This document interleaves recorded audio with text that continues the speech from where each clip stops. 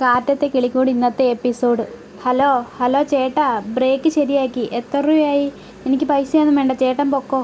എടി, വരുന്നവരും പോകുന്നവരും എല്ലാം നിന്നെ നോക്കിക്കൊണ്ട് പോവാ. നീ ഒന്ന് പോവാൻ നോക്ക്. എന്നെ കൊണ്ടുവിടാന്ന് നീ പറഞ്ഞില്ലേ? നീ ഒന്ന് വന്ന് തൊലയ്ക്ക്. നീതു അപ്പുറത്തും ഇപ്പുറത്തും കാലിട്ടിരുന്നു. നീ എന്താ ഇങ്ങനെ ഇരിക്കുന്നത്? പിന്നെ ബസ്സിലിരിക്കുന്ന പോലെ ഇരിക്കാൻ പറ്റുമോ? എടാ, ഇതിനെ കൊണ്ട് ആക്കിയിട്ട് വരാം. Bye bye, tata bro. എടേടി, നിന്റെ ഫ്രണ്ടിന്റെ വീട് ഇവിടെ, നേരെ പോയിട്ട് ലെഫ്റ്റ്. നീതു അപ്പോഴത്തേന് ഹരീഷിന്റെ തോളി കൈവെക്കും. നീ എന്തിനാണ് തോളി കൈവെക്കുന്നത്? എടുക്കടി, ആരെങ്കിലും കാണും. തോളത്ത് കൈ വെക്കുമ്പോൾ നല്ല ത്രില്ലാണ്. വലിയ ത്രില്ലൊന്നും വേണ്ട കേട്ടോ. നീതു അപ്പം വയറ്റിൽ കൈവെക്കുന്നു. എടി, ആരെങ്കിലും കാണൂടി, മാറ്റടി. ഇത്ര പേടിയാന്നോ? എടി, ആരെങ്കിലും കാണും, കൈമാറ്റ്. പിന്നെ കാണിക്കുന്നത് രാത്രിയാണ്. യേശു നിധിയും കൂട്ടിക്കൊണ്ട് വരുന്നു. അപ്പം അച്ഛൻ ചോദിക്കുന്നു, വീട് പണിയൊക്കെ തുടങ്ങിയോ? അല്ല, അതിന്റെ പണിക്കല്ലേ പോകുന്നത്. അതെ, അപ്പൊ വീട് പണിയൊക്കെ തുടങ്ങുമല്ലേ? അതെ.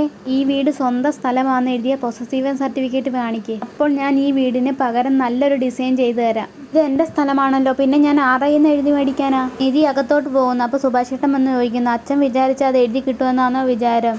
എഴുതി കിട്ടിയ പുതിയത് പണിയല്ലോ. മോള് ചായ കുടിച്ചോ? ഇല്ല. എന്നാൽ ഞാൻ ചായ എടുക്കാം. എന്നാൽ ഞാൻ ഫ്രഷ് ആയിട്ട് വരാം സുഭാഷ് ഏട്ടാ. ഫ്രഷ് ആയിട്ട് വന്നപ്പോൾ ചായ കൊടുക്കുന്നു.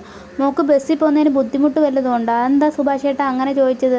ഏട്ടത്തി നല്ല തിരക്കാ ബസ്സിൽ. ഏട്ടത്തി ഇടുങ്ങിയാണ് വന്നത്. അപ്പോഴത്തേന് സുധീഷ് വരുന്നത്. ഞാൻ പറഞ്ഞു തന്നല്ലോ രാവിലെയും വൈകിട്ടും കൊണ്ടാക്കാന്ന്. ഇത് എങ്ങനെയുണ്ടായിരുന്നു എൻ്റെ മാസ് എൻട്രി? ഇയാളെ ഇനി ആരും കളിയാക്കത്തില്ല. ഇയാൾ ഇനി ആരെയും പേടിക്കേണ്ട. എന്താണെന്ന് പറയും സുഭാഷ് ഏട്ടൻ ചോദിക്കുന്നത്. ഞാൻ പറഞ്ഞില്ലേ നിധിയെ എപ്പോഴും വഴക്ക് പറയുന്ന ഒരാൾ. ഞാൻ നിധിയെ ഫോൺ വിളിച്ച് സംസാരിച്ചുകൊണ്ടിരുന്നപ്പോൾ അയാൾ പിന്നെയും ചീത്ത വിളിച്ചു. എനിക്കും അങ്ങോട്ട് കലി അങ്ങോട്ട് ഇറങ്ങി. ഞാൻ നേരെ പോയി അവരുടെ മുഖത്ത് നോക്കി രണ്ട് വർത്താനം പറഞ്ഞു. അവൻ്റെ മുഖം ഒന്ന് കാണണമായിരുന്നു. എന്ത്, സുധീഷയുടെ ഓഫീസിൽ വന്നെന്ന്? അതെ, നിൻ്റെ സുധീഷയുടെ ഓഫീസിൽ വന്ന് സീനിയേഴ്സിനെ എല്ലാം മുഖത്ത് നോക്കി വായി തോന്നുന്ന എല്ലാം പറഞ്ഞു. ഇത് ഷോയായിരുന്നു, പക്ഷേ ഓഫീസിലുള്ളവർ പേടിച്ചില്ലേ? തനിക്ക് വിവരം ഉണ്ടോടോ? ഞാൻ ഇത്രയും പോത്തുപോലെ വളർന്നില്ലേ? ഒരാൾ ജോലി എടുക്കുന്ന സ്ഥലത്ത് വന്നാണോ ഇങ്ങനെയാണോ പെരുമാറേണ്ടത്? തല മനസ്സിലാക്കാതെ വന്ന് വിഡ്ഢിതരം കാണിച്ചിരിക്കുന്നു. ഓഫീസിൽ അത്രയും പേര് ഇരിക്കുമ്പോൾ അവിടെ വന്ന് സ്ക്രീൻ പേസ് കിട്ടാൻ ചെയ്തിരിക്കുന്നു. വേണ്ടാന്ന് ഞാൻ പറഞ്ഞല്ലേ, പിന്നെന്തിനാ സ്വന്തം ഇഷ്ടപ്രകാരം വന്ന് ചീത്ത വിളിച്ചത് ഓഫീസിൽ? ആരോ ചീത്ത വിളിച്ചെന്ന് പറഞ്ഞുകൊണ്ട് അത് ഫോണിലൂടെ കേട്ട് ചീത്ത വിളിക്കാൻ വന്നിരിക്കുന്നു. ഒന്നാമത് ഞാൻ ജോലി ചെയ്തുകൊണ്ടിരിക്കുക. അതിൻ്റെ ഇടയിൽ എന്തിനാ വിളിച്ച് എന്നെ ശല്യം ചെയ്യുന്നത്? അഥവാ ചീത്ത വിളിച്ചെന്നിരിക്കട്ടെ, നിങ്ങൾ എന്തിനാ അവിടെ വന്ന് മാനേജറിനെ ശകാരിക്കാൻ പോകുന്നേ? അതിന് ചോദിക്കാൻ നിങ്ങൾ ആരാ എൻ്റെ? അഥവാ ഈ കാര്യം വെച്ച് എൻ്റെ ജോലി പോയിരുന്നേ, അതിനെക്കുറിച്ച് നിങ്ങൾ ചിന്തിച്ചോ? നിങ്ങൾക്ക് അവിടെ വന്ന് ബഹളം ഉണ്ടാക്കി പോയാൽ മതി. എനിക്കുണ്ടാവുന്ന നാണക്കേടിനെ കുറിച്ച് നിങ്ങൾ ചിന്തിച്ചോ? ഞാൻ എങ്ങനെ അവരെയൊക്കെ ഫേസ് ചെയ്യുമെന്ന് ചിന്തിച്ചോ? എനിക്കിപ്പോൾ മനസ്സിലായി എൻ്റെ അച്ഛനും ഇയാളും ഒരേപോലെ ആണെന്ന്. ഞാൻ ജോലിക്ക് പോകാതെ വീട്ടിൽ ഇരിക്കണമെന്ന് അച്ഛൻ പറയുന്നു. അതുപോലെയാണ് ഇയാളും ഇപ്പം വിചാരിക്കുന്നത്. ഞാൻ അങ്ങനെയൊന്നും വിചാരിച്ചില്ല. വേഗം ഇങ്ങോട്ട് വാ, എനിക്ക് വേണ്ടി 4 വാക്ക് ചോദിക്കണമെന്ന് ഞാൻ പറഞ്ഞു. ഇയാൾക്ക് ഷോ കാണിച്ചങ്ങ് പോയാൽ മതി. അവരുടെയൊക്കെ കാല് പിടിച്ച് മാപ്പ് പറഞ്ഞത് ഞാനാണ്. എനിക്കിതിൻ്റെ വല്ല ആവശ്യമുണ്ടോ? ഞാൻ ഇയാളെ വിളിച്ചപ്പോൾ ചീത്ത വിളിക്കുന്നത് ഞാൻ കേട്ടതാണ്. ഇയാൾക്ക് ജോലി പ്രധാനമാണെന്ന് എനിക്കറിയാം. പക്ഷേ ചീത്ത കേട്ട് ജോലി ചെയ്യേണ്ട ആവശ്യമുണ്ടോ? അതിന് ഞാൻ സമ്മതിക്കത്തില്ല. നിർത്തടോ. സാർ എന്നെയല്ല ചീത്ത വിളിച്ചത്. മേശപ്പുറത്തിരുന്ന ചോറ്റുപാത്രം തട്ടി സാറിൻ്റെ ദേഹത്ത് വീണ് അയാളെയാണ് ചീത്ത വിളിച്ചത്. അത് കേട്ടിട്ട് അത് എന്നെയാണെന്ന് വിചാരിച്ച് തൻ്റെ തെറ്റി മനസ്സിലായോ? അഥവാ ചീത്ത വിളിച്ചെങ്കിൽ അവിടെ വന്ന് ചോദിക്കേണ്ട ആവശ്യമുണ്ടോ? തന്നോട് എത്ര തവണ ഞാൻ പറഞ്ഞാൽ പോവാ, എന്നിട്ട് ഇയാൾ പറയുന്നത് കേട്ടോ? തനിക്ക് അല്പമെങ്കിലും ബുദ്ധിയുണ്ടോ? സുഭാഷ് ഏട്ടാ, സോറി. എനിക്ക് അത്രമാത്രം അപമാനമാണ് ഉണ്ടായത്. ഒന്ന് ആലോചിച്ച് നോക്ക് സുഭാഷ് ഏട്ടാ. ജോലി കിട്ടിക്കഴിഞ്ഞ് 2 ദിവസത്തിനുള്ളിൽ ഇങ്ങനെയൊക്കെ സംഭവിച്ചാൽ എനിക്ക് എന്ത് വിലയാണ് അവിടെ ഉള്ളത്? ഒരു കാരണം വെച്ച് അവർക്ക് ജോലിയിൽ നിന്ന് പറഞ്ഞു വിടാമായിരുന്നു. അതിനു വേണ്ടിയാണോ ഞാൻ ഈ റിസ്ക് ഒക്കെ എടുത്ത് തിരുവനന്തപുരത്തേക്ക് വന്നത്? സുധീഷ് ഏട്ടാ, എന്തായി കാണിക്കുന്നത്? എനിക്ക് കേൾക്കുമ്പോൾ തന്നെ നാണക്കേട് തോന്നുന്നു. ഒരാൾ ജോലി ചെയ്യുന്ന സ്ഥലത്ത് പോയി ഇങ്ങനെയാണോ കാണിക്കുന്നത്? അങ്ങനെ ചോദിക്കും നികേഷേ. എത്ര കഷ്ടപ്പെട്ടിട്ട് ആ ജോലി മേടിച്ചതെന്ന് അറിയാമോ? ആ മാനേജർ ചോദിക്കും, ആളിനെയും കൂട്ടി ഭീഷണിപ്പെടുത്താൻ വന്നതാണോ എന്ന് ചോദിച്ചു. അപ്പോൾ ഞാൻ എങ്ങനെയുള്ള ആളായി? സുധീഷെ, നീ കാണിച്ചത് പോക്കൃത്തരമാണ്. സുധീഷെ, നിൻ്റെ അടുത്ത് രാവിലെ ഞാൻ പറഞ്ഞാ നീ ശ്രദ്ധ പിടിച്ചു പറ്റാൻ നീ കോമാളിക്കളി കളിക്കരുത്. നീ കോമാളിയായത് മാത്രമല്ല, നിധി നാണം കെടുകയും ചെയ്തു. അങ്ങനെ പറഞ്ഞ് മനസ്സിലാക്കി കൊടുക്കും സുഭാഷ് ഏട്ടാ എന്ന് പറഞ്ഞുകൊണ്ട് നിധി അകത്തോട്ട് പോകുന്നു. ആ കുട്ടി എന്ന് നിർത്ത്, എനിക്ക് ആര് പറയുന്ന ഒന്നും കേൾക്കണ്ട. ഈ ഒരു അവസ്ഥ ഉണ്ടാക്കിയത് സുധീഷ് ഏട്ടൻ തന്നെയല്ലേ? എന്നിട്ട് സുധീഷ് ഏട്ടൻ തന്നെ ദേഷ്യപ്പെടുന്നു. അപ്പോഴത്തേന് ഹരീഷ് വരുന്നു. എന്താ ഇവിടെ ഒരു അടി നടന്ന മട്ടുണ്ടല്ലോ? ഇന്ന് സുധീഷ് ഏട്ട ഏട്ടത്തിയെ വിളിച്ചപ്പോൾ അവിടെയുള്ളവർ ആരാണ്ടോ ചീത്ത വിളിക്കുന്ന കേട്ടു. അത് ഏട്ടത്തിയാന്ന് കരുതി അവിടെ ചെന്ന് എല്ലാവരെയും ചീത്ത വിളിച്ചിരിക്കുന്നു.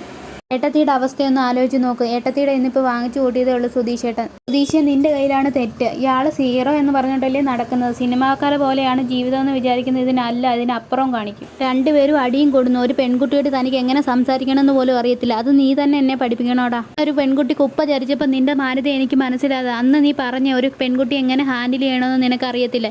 എൻ്റെ കാര്യം ഞാൻ സമ്മതിച്ചു തരുന്നു. കല്യാണം കഴിഞ്ഞ് ഇത്രയും നാളായി നിങ്ങൾ എന്നിട്ട് പെൺകുട്ടിയുടെ എന്ന് ചീത്തവിളിയും കേട്ടുകൊണ്ടിരിക്കുന്നു. ഇങ്ങനെ പോയാൽ നിങ്ങളുടെ ഒരു ആഗ്രഹവും നടക്കാൻ പോകുന്നില്ല. എൻ്റെ ഫീലിങ്സ് ആരും മനസ്സിലാക്കുന്നില്ല. എന്തേലും തെറ്റ് വന്നു കഴിഞ്ഞാൽ പരിഹസിച്ചുകൊണ്ടിരിക്കുന്നുണ്ടോ? എന്തേലും കാര്യത്തിന് കൂടെ നിന്നിട്ടുണ്ടോ?